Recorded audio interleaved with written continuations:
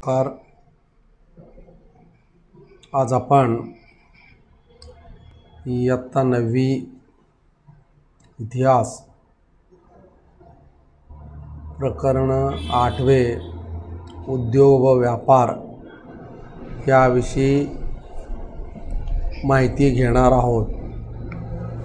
या पाठात आपण स्वातंत्र्योत्तर कालखंडातील उद्योग व व्यापार याविषयी माहिती घेणार आहोत।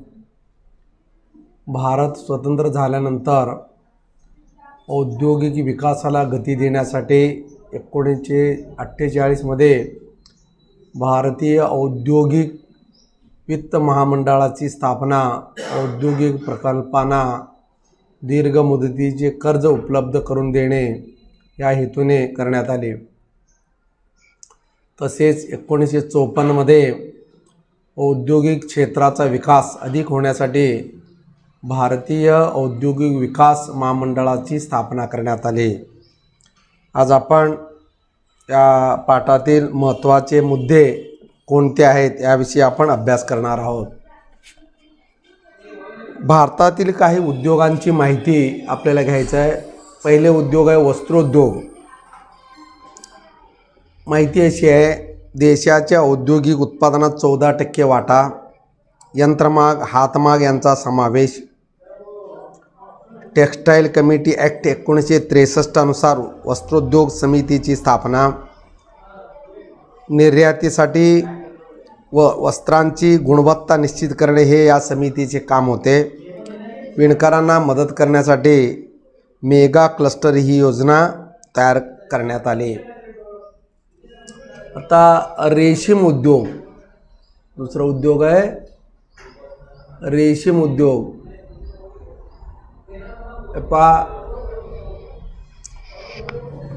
वस्त्रोद्योग मंत्रालयाच्या अखत्यारीत रेशीम किड्यांच्या जाती व तुतीच्या झाडावरील संशोधनासाठी बेंगळुरू येथे सेरिबायोटिक रिसर्च लॅबोरेटरीची स्थापना करण्यात आली। कर्नाटक, आंध्र प्रदेश, पश्चिम बंगाल, जम्मू काश्मीर या राज्यात हा उद्योग चालतो। त्यानंतर ताग उद्योग, दुसरा उद्योग आहे ताग उद्योग।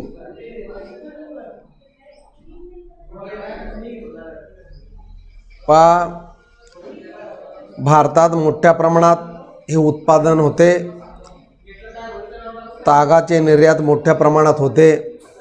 तागापासून कापड, गोणपाट, दोरखंड इत्यादी वस्तू बनतात। त्यानंतर हस्तशिल्प हे श्रमदान क्षेत्र आहे।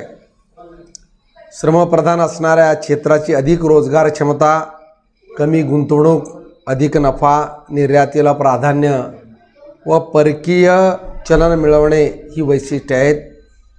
शहरी व ग्रामीण भागातील कामगारांना रोजगार मिळत असते। दिल्ली हाट यासारखी मार्केट यंत्रणा उपलब्ध झालेली आहे। आता वाहन उद्योग, भारतातून 40 देशात वाहनांची निर्यात होते। भारतातील वाहन उद्योगाला सनराइज क्षेत्र म्हणतात। जगाच्या 1/3 ट्रॅक्टर भारतात तयार होतात। तुर्कस्तान, मलेशिया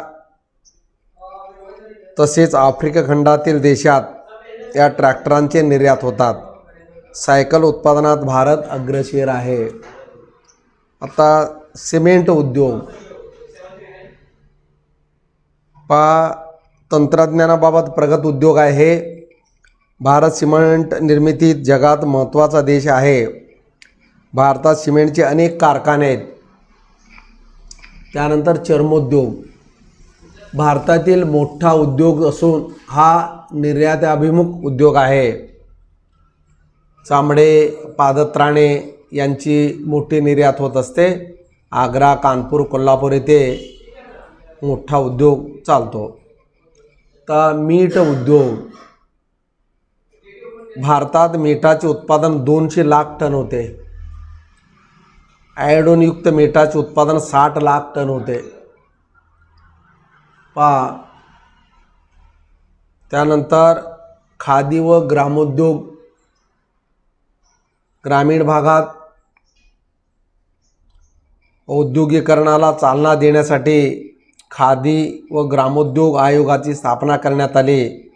पारंपरिक उद्योग, हस्तोद्योग, कुटीर उद्योग यांना सहाय्य करणे, स्थानिक साधनसंपत्ती व मनुष्यबळ यांचा उपयोग करणाऱ्या लघुधंद्यांचा विकास करणे, रोजगार निर्मितीतून गावांना स्वावलंबी बनवणे ही या आयोगाची काही उद्दिष्टे आहेत। त्यानंतर शेती उद्योग, त्यानंतर काय शेती उद्योग, हे पहा शेती पारंपरिक पद्धतीने बैलांच्या मदतीने केली जाते, आधुनिक शेती यंत्राच्या मदतीने केली जाते। ग्रामीण भागातील प्रमुख व्यवसाय शेती व्यवसाय, 70% लोक आजही शेती, पशुपालन व शेती संबंधीचे कामे करतात। विविध हंगामात धान्य, तेलबिया, कडधान्ये, कापूस, ऊस, फळे यांचे उत्पादन घेतले जाते। ठिबक सिंचन, सेंद्रिय शेती यांचा वापर केला जातो। भारत अन्नधान्याच्या उत्पादनात स्वयंपूर्ण होत आहे। आता शेती व्यवसायात शासनाची मदत काय पहा, शेती व्यवसायामध्ये शासनाची मदत कशा पद्धतीने आहे आपल्याला अभ्यास करायचा आहे। आपल्याला बँका व सहकारी संस्थांमार्फत शेतकऱ्यांना कर्ज दिले जाते। पंचायती समितीमार्फत शेतीविषयक प्रशिक्षण दिले जाते। शेती सहली, शेतकरी मेळावे आयोजित केले जातात।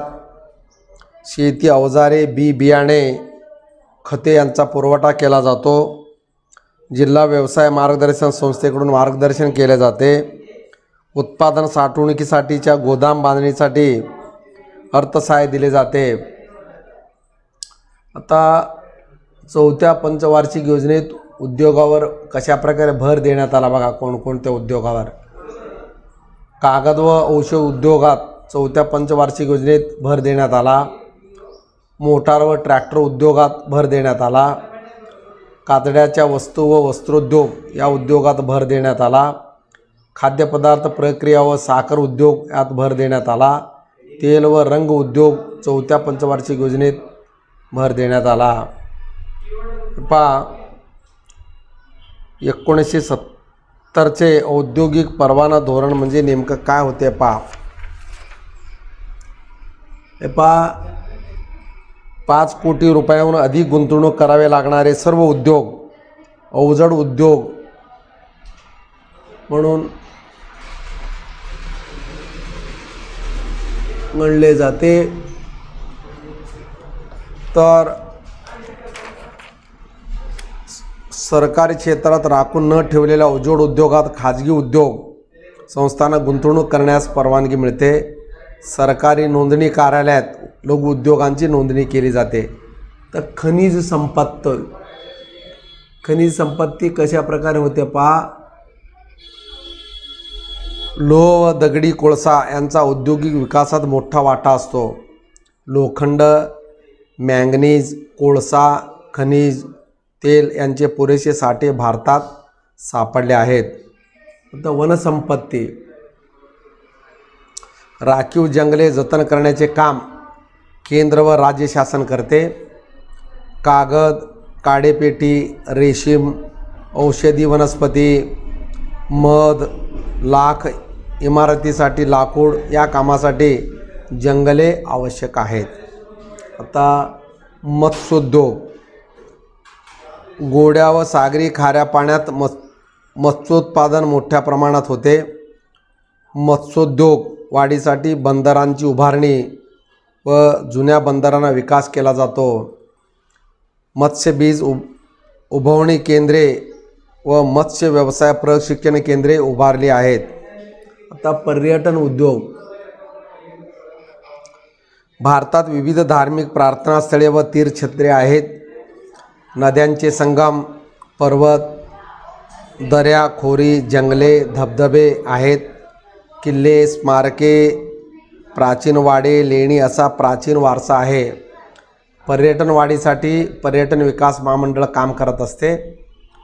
पर्यटकांसाठीच्या सोयीसुविधा, निवासस्थाने, हॉटेल्स, मार्गदर्शक इत्यादी सोयी केल्या जातात. पर्यटन व्यवसायातून मोठ्या प्रमाणावर रोजगार उपलब्ध होतो. आता व्यापार, आयात निर्यात. भारतात तयार न होणाऱ्या वस्तूंची खरेदी बाहेरील देशातून केली जाते, त्याला आपण आयात असे म्हणतो. यंत्रसामग्री, लोखंड, खनिज तेल, खते, औषधे इत्यादी वस्तू आपण आयात करतो. भारतात तयार होणाऱ्या वस्तू आपण अन्य देशांना विकतो, याला निर्यात असे म्हणतात. चहा, कॉफी, मसाल्याचे पदार्थ, चामडे, सुती कापड, पादत्राणे, मोती, हिरे अशा वस्तू आपण निर्यात करतो. तर अंतर्गत व्यापार म्हणजे काय? भारताच्या सीमेरेषेत चालणाऱ्या व्यापाराला अंतर्गत व्यापार असे म्हणतात. हा व्यापार लोहमार्ग, रस्ते मार्ग, जलमार्ग व हवाई मार्गाने चालतो. उद्योगधंद्यांच्या विकासाचे फायदे. काय फायदे आहेत उद्योगधंद्यांचे? रोजगाराच्या संधी वाढतात, हा फायदा आहे. देशाला परकीय चलन मिळते, हा फायदा आहे. लोकांच्या राहणीमानाचा व जीवनमानाचा दर्जा उंचावतो. उद्योगधंद्यांचा विकासाचा फायदा आहे. देशाच्या प्रगतीला हातभार लागतो, हा फायदा आहे. विद्यार्थी मित्रांनो, आपण अनेक मुद्द्यांचा आपण सविस्तर अभ्यास केलेला आहे. तर दिलेल्या पर्यायांपैकी योग्य पर्याय निवडून विधाने पूर्ण करा म्हणून प्रश्न आहे. 1948 मध्ये टिंबटिंब या हेतूने भारतीय औद्योगिक वित्त महामंडळाची स्थापना करण्यात आली. 4 पर्याय दिलेले. आपल्याला योग्य उत्तर हुडकून लिहावं लागेल. 1948 मध्ये औद्योगिक प्रकल्पांना दीर्घ मुदतीचे कर्ज उपलब्ध करून देणे या हेतूने भारतीय औद्योगिक विकास महामंडळाची स्थापना करण्यात आली. आता दुसरा प्रश्न आहे. भारतातील टिंबटिंब उद्योगाला सनराइज क्षेत्र म्हटले जाते. ताग, वाहन, सिमेंट, खादी व ग्रामोद्योग. भारतातील वाहन उद्योगाला सनराइज क्षेत्र म्हटले जाते. तिसरा प्रश्न आहे.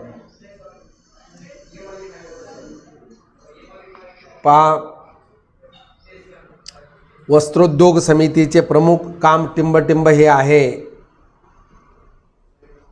वस्त्रोद्योग समितीचे प्रमुख काम वस्त्रांची गुणवत्ता निश्चित करणे हे आहे. सायकल उत्पादनात टिंबटिंब हे भारतातील प्रमुख शहर आहे. सायकल उत्पादनात लुधियाना हे भारतातील प्रमुख शहर आहे. तुतीच्या झाडावरील संशोधन टिंबटिंब येथील शेरीबायोटिक रिसर्च लॅबोरेटरीमध्ये केले जाते. तुतीच्या झाडावरील बेंगळूर येथील शेरीबायोटिक रिसर्च लॅबोरेटरीमध्ये केले जाते. अशा प्रकारे हे प्रकरण व्यवस्थितपणे वाचा. या प्रकरणाखालील जे काय स्वाध्याय दिलेले आहे व्यवस्थितपणे तुमच्या वहीमध्ये लिहून काढा आणि आपापल्या विषय शिक्षकांना दाखवा. धन्यवाद.